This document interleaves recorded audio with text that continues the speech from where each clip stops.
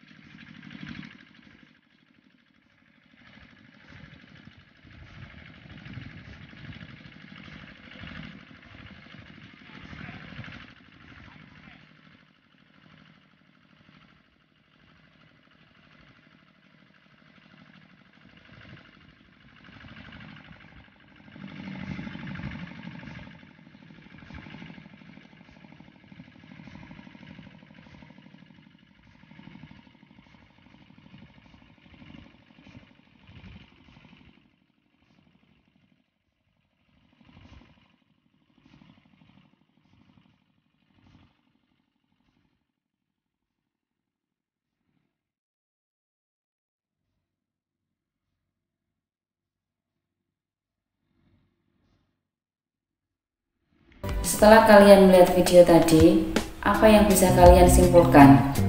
Ya, benar. Ada berbagai aktivitas manusia untuk memenuhi kebutuhan hidupnya.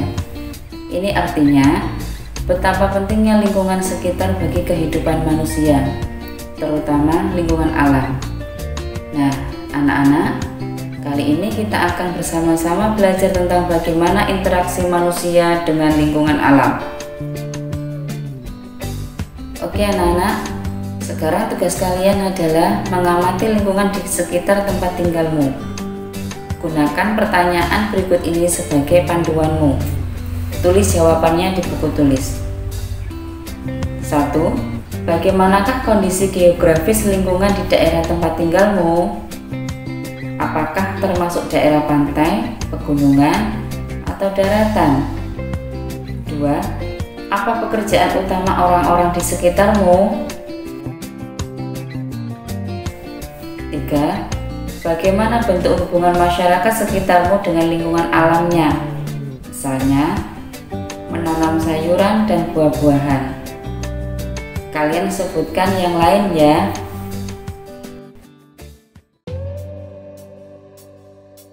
Anak-anak, coba siapa yang tahu arti interaksi? Ya, benar sekali. Interaksi adalah hubungan antara dua objek atau lebih yang saling mempengaruhi.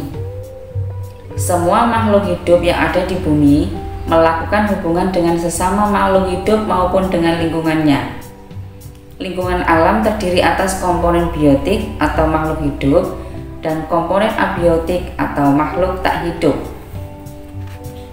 Benda mati dan makhluk hidup saling mempengaruhi antara satu dengan yang lainnya. Bahkan, antar keduanya saling berkaitan. Salah satu bentuk hubungan antara benda mati dan makhluk hidup adalah jenis tanah, suhu, dan curah hujan di suatu tempat dapat memengaruhi jenis tanaman yang tumbuh dan hewan yang berkembang di daerah tersebut.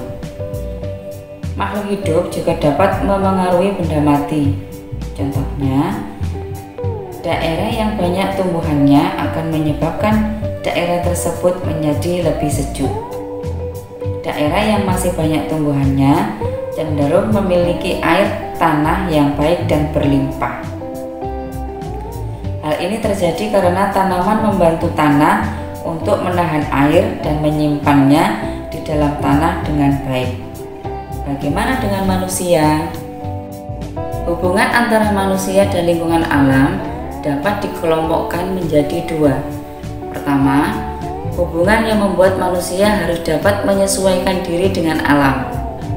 Contohnya, petani mulai bercocok tanam ketika musim hujan. Pada umumnya, para nelayan berangkat melaut pada sore atau malam hari.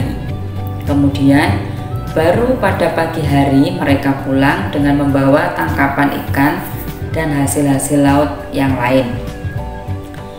Kondisi seperti ini terjadi manakala didukung oleh cuaca yang baik atau cuaca memungkinkan.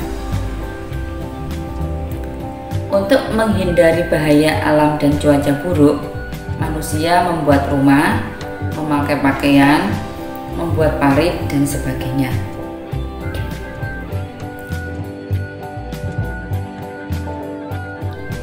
Mata pencaharian manusia menyesuaikan dengan lingkungannya. Misalnya, masyarakat yang tinggal di sepanjang pantai, sebagian besar mata pencahariannya sebagai nelayan, petani tambak, atau penyedia jasa pariwisata. Masyarakat yang tinggal di daerah dataran tinggi sebagian besar bermata pencaharian sebagai petani sayur atau buah, peternak, penyedia jasa pariwisata, dan buruh perkebunan.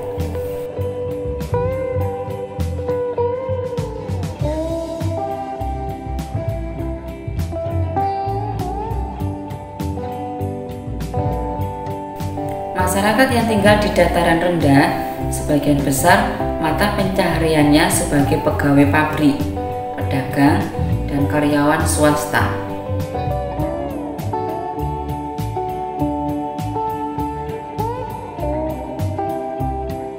Manusia juga memanfaatkan alam untuk memenuhi kebutuhan hidupnya dengan menggunakan ilmu pengetahuan dan teknologi. Contoh, untuk mengatasi kemarau panjang, manusia mencoba membuat hujan buatan. Kedua, adalah hubungan yang membuat manusia dapat memanfaatkan alam sekitarnya. Ada 3 kebutuhan dasar manusia, yaitu pangan, sandang, dan papan. Kebutuhan dasar tersebut sebagian besar berasal dari lingkungan alam. Untuk memenuhi kebutuhan tersebut, manusia melakukan aktivitas mengolah lingkungan alam. Berikut ini beberapa aktivitas manusia memanfaatkan alam untuk memenuhi kebutuhannya. Pembukaan lahan untuk lahan pertanian. Mengubah lahan pertanian menjadi wilayah pemukiman. Membelah bukit untuk membangun jalan tol. Meratakan lahan untuk membuat bandara sebagai sarana transportasi. Mengambil bahan tambang untuk memenuhi kebutuhan sehari-hari.